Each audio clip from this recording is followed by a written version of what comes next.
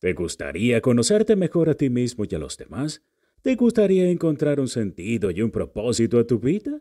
Es momento de hablar del proceso de la individuación. Al adaptar este concepto a tu realidad, podrás manifestar todos los aspectos de tu psique, además de volverte alguien único e irrepetible. Bienvenido al canal de la filosofía por excelencia. Es momento de mostrarte el camino hacia ti mismo. ¿Qué es la individuación? Según Jung, es el proceso por el cual una persona se convierte en un individuo, es decir, en una unidad psíquica integrada y diferenciada del colectivo. La individuación implica el desarrollo y la realización de sí mismo, que es el centro regulador de la psique y el arquetipo de la totalidad. Esto significa que la persona logra un equilibrio entre su conciencia y su inconsciente, entre su personalidad y su esencia. La persona se reconoce como un ser único e irrepetible, pero al mismo tiempo como parte de una realidad mayor y más profunda que lo trasciende y lo integra. Pero, ¿cómo se logra la individuación? ¿Qué pasos hay que seguir? ¿Qué obstáculos hay que superar? Paso 1. Tomar conciencia de la sombra. El primer paso para la individuación es tomar conciencia de la sombra, que es el aspecto inconsciente y reprimido de nuestra personalidad. La sombra contiene todo lo que negamos, rechazamos o proyectamos en los demás, como nuestros impulsos, defectos, miedos, deseos o complejos. La sombra suele manifestarse en situaciones de conflicto, estrés o crisis, cuando perdemos el control y actuamos de forma irracional o destructiva. Por ejemplo, cuando nos enfadamos con alguien y le decimos cosas que luego nos arrepentimos, o cuando hacemos algo que va en contra de nuestros valores o principios. También puede aparecer en nuestros sueños, fantasías o síntomas, como una forma de compensar nuestra actitud consciente. Por ejemplo, cuando soñamos con hacer cosas que nunca haríamos en la realidad, o cuando sentimos una atracción inexplicable por alguien que no nos conviene, o cuando sufrimos una enfermedad psicosomática que refleja un conflicto interno. Para tomar conciencia de la sombra, hay que hacer un trabajo de introspección y honestidad, reconociendo y aceptando nuestros aspectos oscuros y asumiendo nuestra responsabilidad por ellos. Esto no significa identificarnos con la sombra, sino integrarla como una parte de nosotros mismos que nos aporta energía, creatividad y autenticidad. Un ejemplo de cómo tomar conciencia de la sombra es el siguiente. Imagina que tienes un compañero de trabajo que te cae mal porque lo ves como arrogante, egoísta y manipulador. En vez de juzgarlo y evitarlo, puedes preguntarte qué hay en él que te molesta tanto y qué dice eso de ti mismo. Tal vez descubras que tú también tienes rasgos de arrogancia, egoísmo o manipulación que no quieres admitir o que te han causado problemas en el pasado. Al reconocer estos aspectos en ti mismo, puedes dejar de proyectarlos en el otro y mejorar tu relación con él y contigo mismo. Paso 2. Relacionarse con el ánima o el animus. El segundo paso para la individuación es relacionarse con el ánima o el animus, que son los arquetipos del inconsciente colectivo que representan nuestra contraparte sexual y complementaria. El ánima es el aspecto femenino del hombre y el animus es el aspecto masculino de la mujer. Estos arquetipos expresan las cualidades, valores y actitudes que normalmente se asocian con el sexo opuesto, pero que también forman parte de nuestra psique. El ánima o el animus nos ayudan a equilibrar nuestra personalidad, aportando los elementos que nos faltan o que hemos reprimido.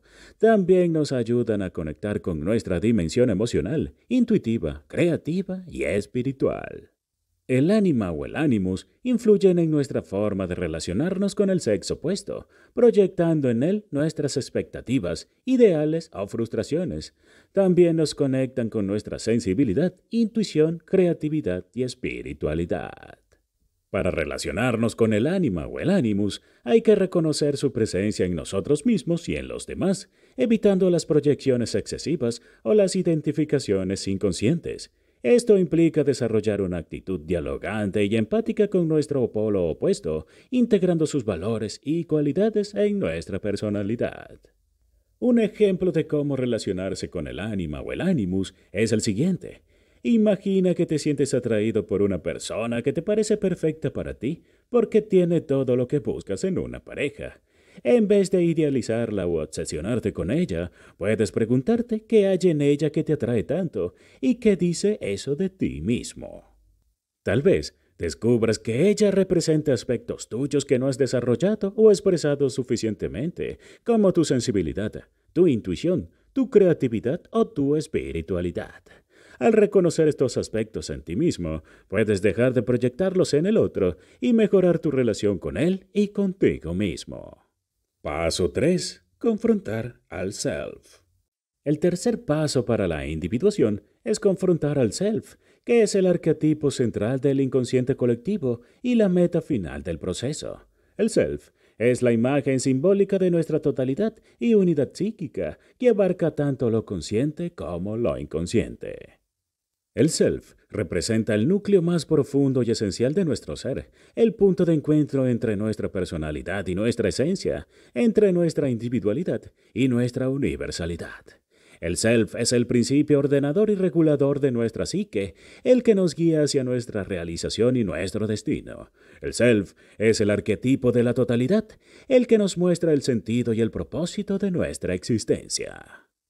El self se manifiesta a través de símbolos universales, como el círculo, el cuadrado, la cruz, el mandala o el héroe.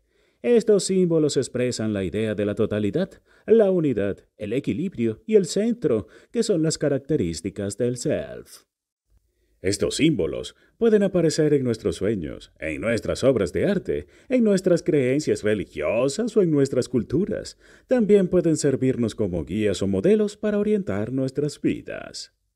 El self también puede aparecer en nuestras experiencias cumbres, místicas o trascendentes, cuando sentimos una conexión profunda con nosotros mismos y con el mundo. Estas experiencias son momentos en los que nos sentimos plenos, felices, realizados y en armonía con todo lo que existe. Estas experiencias nos revelan nuestra verdadera naturaleza y nuestro lugar en el cosmos. Estas experiencias nos acercan al self y al sentido de nuestra vida. Para confrontar el self, hay que estar dispuestos a trascender nuestro ego, abrirnos a una realidad más amplia y compleja que nos supera y nos integra. Esto implica desarrollar una actitud humilde y receptiva ante los mensajes del inconsciente, buscando su significado e integración en nuestra vida consciente. Un ejemplo de cómo confrontar el self es el siguiente. Imagina que tienes un sueño en el que te ves a ti mismo como un héroe que salva al mundo de una amenaza apocalíptica. En vez de tomarlo literalmente o ignorarlo, puedes preguntarte qué significa ese sueño y qué dice eso de ti mismo.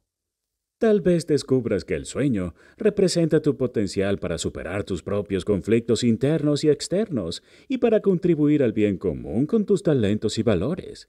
Al reconocer este potencial en ti mismo, puedes dejar de subestimarte o sobreestimarte y mejorar tu relación con el mundo y contigo mismo. Todo esto es un proceso largo y difícil que requiere un compromiso constante con nuestro crecimiento personal y espiritual. No se trata de un estado estático y definitivo, sino de una dinámica de equilibrio y armonía entre los distintos componentes de nuestra psique. La individuación es el proceso por el cual nos convertimos en lo que realmente somos, en nuestra esencia más auténtica y única. Hemos visto que la individuación implica el desarrollo y la realización del sí mismo, que es el centro regulador de la psique y el arquetipo de la totalidad. Siguiendo los pasos de este proceso, podrás dar con el propósito de tu existencia y conectar con la totalidad.